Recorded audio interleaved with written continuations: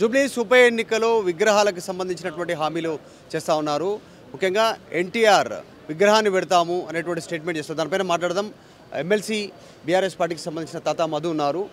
ముఖ్యమంత్రి విగ్రహం పెడతామని చెప్తా ఉన్నారు. ఇప్పుడు ఈ ఎన్నికలు రాగానే అందరూ అదే జపం చేస్తూ ఉన్నటువంటి పరిస్థితి. ఎన్టీఆర్ సంబంధించినటువంటి అభిమానులను అందరినీ ప్రసన్నం చేసుకున్నటువంటి ప్రయత్నం చేస్తూ ఉన్నారు.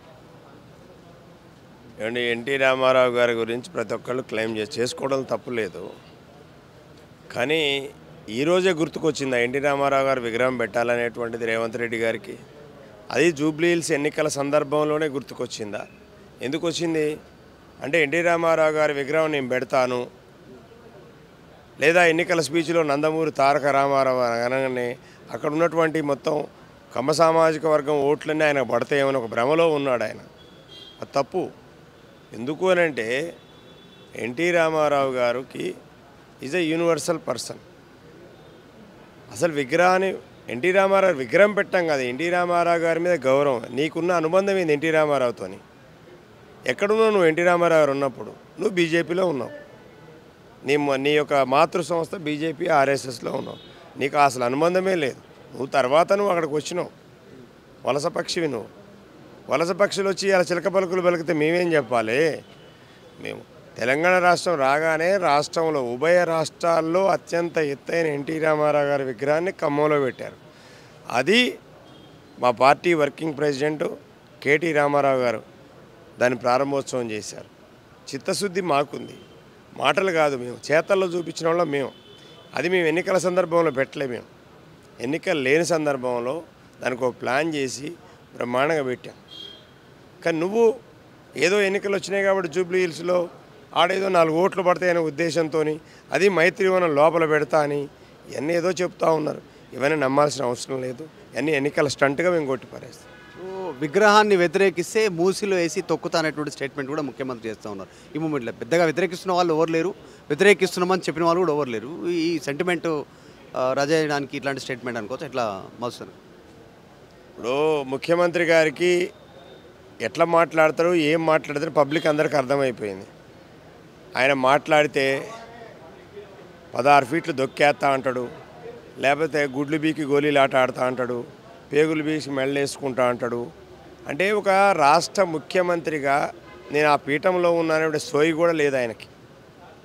నేను ఒక ముఖ్యమంత్రిని, 4 కోట్ల మంది ప్రజలకు నేను ముఖ్యమంత్రిని, ఏం మాట్లాడాలి ఏం మాట్లాడొద్దు అనేటువంటి భాష మార్చుకోకుండా మేమైతే ఏం చేయాలి? ఎందుకంటే ఐఎమ్ సారీ టు సే, ఎందుకంటే నేను కూడా నా రాష్ట్ర ముఖ్యమంత్రి గౌరవంగా ఉండాలని కోరుకుంటా, నా రాష్ట్ర ముఖ్యమంత్రి గొప్పగా ఉండాలని కోరుకుంటా. కానీ బయటికి పోతారే మీ ముఖ్యమంత్రి ఏంద్రా ఇట్లా మాట్లాడుతారని బయట రాష్ట్రం వాళ్ళంటే నేను సిగ్గుతో తలకాయించుకోవాల్సిన పరిస్థితి వచ్చాను. అందుకోసం రేవంత్ రెడ్డి గారి మాటలు మరి ఆయన నాకు తెలిసి ఇంకా మారడు, మార్చుకోడు కూడా. ఎక్కడికైనా చూడండి, ఎడన్నా పెడితే ఆయన అంటాడు వాడు వీడని నేను కేటీఆర్ గారి గురించి మాట్లాడతాడు. ఇది చెత్తకుండి గట్టేయమని అంటాడు. మరి లాస్ట్కి నేను చెత్తకుండి గట్టేసే రోజులు వస్తాయేమని నేను అనుకుంటున్నా గ్యారంటీగా. నీ మాటలు, నీ వేషం, నీ పద్ధతి మార్చుకోపోతే లాస్ట్కి కట్టేసే పరిస్థితి వస్తుంది. నేను కూడా అదే అంటున్నా. ఎందుకంటే తెలంగాణ పరువు తీయబాకండి. నువ్వు తెలంగాణ ముఖ్యమంత్రిగా తెలంగాణ ఔన్నత్యాన్ని కాపాడు. పెట్టేసేసి విగ్రహానికి ఎవడడ్డం వచ్చిండు? విగ్రహం పెడితే అడ్డం ఎవడొచ్చిండు?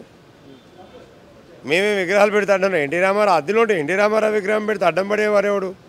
ఏ పార్టీ అడ్డం పడదు, ఏ సామాజిక వర్గం అడ్డం పడతాం.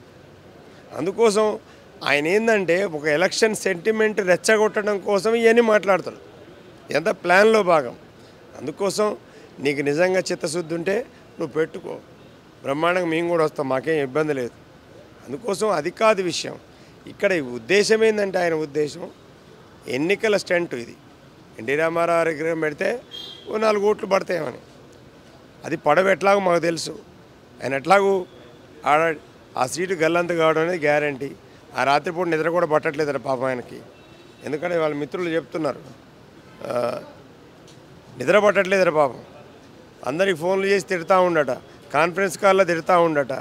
అరే ఏం చేస్తున్నారంట, బూతు మాటలు మాట్లాడుతూ ఉండట. కాన్ఫరెన్స్ కాల్ పెట్టి ఆడేం బిక్తాను ఈడేం బిక్తాను మాట్లాడుతూ ఉండట. అంటే ఒక ఫ్రస్ట్రేషన్లో ఉండు ముఖ్యమంత్రి గారు. ఫ్రస్ట్రేషన్ అంటే మామూలు ఫ్రస్ట్రేషన్ లేడు. ఇప్పుడు ఇది పోతే ఏమైంది అని ఒక బాధలో ఉండు. ఇది పోతే ఇప్పటికే వాడు ఆయన మాటింటలే, ఆయన క్యాబినెట్ వాళ్ళు తన్నుకుంటారు ఒకళ్ళకోళ్ళు. కొండా సురేఖ గారు శ్రీనివాసరెడ్డి గారితో అనుకుంటున్నారు, ఇంకొక ఆయన రాజగోపాల్ రెడ్డి గారు ఒకటి మాట్లాడతాడు, ఎన్ఎం శ్రీనివాసరెడ్డి గారు ఇంకోటి మాట్లాడతారు, ఇవన్నీ మాట్లాడతాం. ఆయనకు అర్థం కావట్లేదు అసలు ఇది ఎవడు నా కంట్రోల్లో ఉండాలేడే కూడా అర్థం కావట్లేదు ఆయనకి. మరి ఇది కూడా ఓడిపోయింది అనుకో ఏమవుతుంది మరి? అజారుద్దీన్కు మంత్రి పదవి ఇచ్చారు జూబ్లీ హిల్స్కి సంబంధించినటువంటి ఎన్నికల నేపథ్యంలోనే. మళ్ళీ ముస్లింలకు సంబంధించి ఒక స్టేట్మెంట్ చేశారు, కాంగ్రెస్ లేకపోతే ముస్లిం లేరు, అసలు ముస్లింలకు వాల్యూ ఉంది, ఆ ఇజ్జత్ ఉందంటేనే కాంగ్రెస్ తోటి, కాంగ్రెస్ లేకపోతే మీరు ఏం లేదు అనేటువంటి స్టేట్మెంట్. ఇస్లాం అనేటువంటిది కాంగ్రెస్ పార్టీ కంటే ఎప్పటి నుంచో ఉందండి.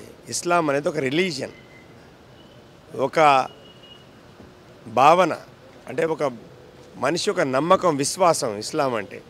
కాంగ్రెస్ పార్టీ ఎప్పుడు పుట్టిందండి? 80th సెంచరీలో పుట్టింది కాంగ్రెస్ పార్టీ. నీ కాంగ్రెస్కి ఇస్లాంకి సంబంధం ఏంది? నవ్వుకుంటారు ముస్లిం సోదరులందరూ నవ్వుకుంటారు రేవంత్ రెడ్డి స్టేట్మెంట్ చూసి. కాంగ్రెస్తో ఇస్లామిక్ ముస్లింలతో కాంగ్రెస్ లేకపోతే ముస్లింలు లేరంటే ఒక పిచ్చి స్టేట్మెంట్ అది. కాంగ్రెస్ పార్టీ లేకపోయినా ఇస్లాం ఉంది, ముస్లింలు ఉన్నారు. నీ పార్టీ పోయినా చచ్చిపోయినా ఇస్లాం ఉంటుంది, ముస్లింలు ఉంటారు. ఆ పిచ్చి కనీసం ఆ లాజిక్ అర్థం చేసుకోలేని ముఖ్యమంత్రి రాష్ట్రానికి ఉంటే దౌర్భాగ్యం. ముస్లింలందరూ తిట్టుకుంటున్నారు. ముస్లింల కోసమే అజారుద్దీన్కి నీకు మంత్రి పదవి ఇచ్చాడు. ఆయనకు ఎమ్మెల్సీ లేదు కదా గతంలో. ఎంఐఎం వద్దంటే ఆయనకు ఎమ్మెల్సీ ఇవ్వలే. ఇప్పుడు ఎన్నికల స్టంట్ కోసం ఇచ్చిండు. అందుకోసం ఇవన్నీ ఆయనకే బౌన్స్ బ్యాక్ అవుతాయి. అందరూ అర్థం చేసుకున్నారు. ఇలా 100% ముస్లిం సామాజిక వర్గం అంతా కూడా మాగంటి గోపీనాథ్ గారి వైఫ్ సతీమణి మాగంటి సునీతమ్మకు ఓటేయాలని డిసైడ్ చేసుకున్నారు. ఏ ఇంటికి వెళ్ళినా మమ్మల్ని పిలిచి చాయ్ పోసి భోజనం పెట్టి బిస్కెట్లు ఇచ్చి మీరు అన్న మేము ఓటేస్తామన్నా మాగంటి గోపన్న మా ఇంట్లో మనిషి అన్న అని ముస్లింలు చెప్తున్నారు. ఈయన చెప్పేది ఏమున్నది? ఆయనకు ఆ విషయం కూడా తెలుసు. ఎందుకంటే గోపి గారికి దగ్గరికి వెళ్ళి ఆయన ఇద్దరు ఫ్రెండ్సే కదా, ఆయన తెలుసు. కాకపోతే ఎంత జిమ్మిక్కులు. అందుకని 11th ఎలక్షన్స్ అయితే 14th రిజల్ట్స్ వస్తే తెలుస్తుంది, ఆయనకు కూడా అర్థమవుతుంది. చివరిగా ఖమ్మం మొన్న భద్రాద్రి కొత్తగూడెం సంబంధించిన మనుగూరు పార్టీ ఆఫీస్ దగ్గర జరిగినటువంటి ఇన్సిడెంట్ పైన ఏమాట? నేను ఆల్రెడీ చెప్పానండి దాని మీద. కాంగ్రెస్ పార్టీ రాష్ట్రంలో అధికారంలోకి వచ్చాక దౌర్జన్యాలు, కుట్ర కేసులు, అక్రమ కేసులు, ఆస్తుల ధ్వంసము, దాడులు ఇవన్నీ కూడా కాంగ్రెస్ పార్టీ చేస్తూ ఉంది. ఈ పరంపర కొనసాగితే ఖచ్చితంగా రేపు రిటాలియేషన్ ఉంటుంది. మళ్ళా అధికారంలోకి వచ్చినాక ఇంట్రెస్ట్తో సహా వారందరికీ పే చేస్తాం. అసలైన తొలి వెలుగు. ఫాలో వాట్సాప్ @తొలి వెలుగు official.